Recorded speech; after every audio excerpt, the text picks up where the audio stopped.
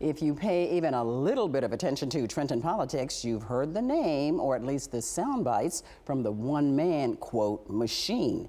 Jeff Tittel is head of the New Jersey chapter of the Sierra Club. As Tittel prepares to retire, News 12's Brian Donahue sat down with him to discuss some of his most memorable zingers. I've had people from our national say, how could you say that? And it's like, well, it's because it's New Jersey. You got to say it in a way that they're going to hear it. If you say it nice, no one's going to pay attention. For more than 2 decades, Jeff Tittel, head of the New Jersey chapter of the Sierra Club, has been consistently the most prolific soundbite machine in state politics.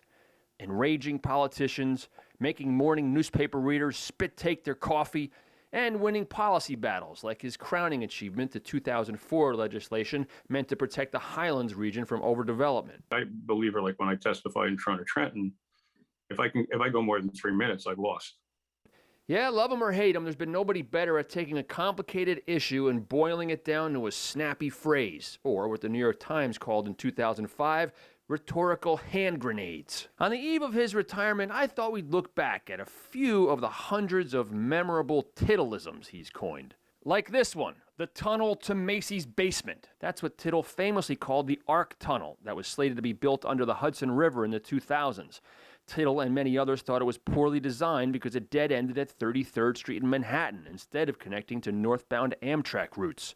Governor Chris Christie canceled the tunnel after adopting Tittel's moniker as his own. Very complicated transportation story, but I think I was able to sum it up by saying there was a train to Macy's basement to get people to understand it wasn't going to do what it's supposed to do. Then there was Viagra Falls. That was Tittel's way of saying what the Great Falls of Patterson would turn into due to pharmaceuticals contaminating the water supply. It's a lot simpler to say that than to try to explain that there are these microparticles of medicines in your drinking water. About pay to pave. This was Tittel's phrase for a system in which road contractors contribute to politicians' campaigns and are then hired for road projects, even if they're harmful or wasteful.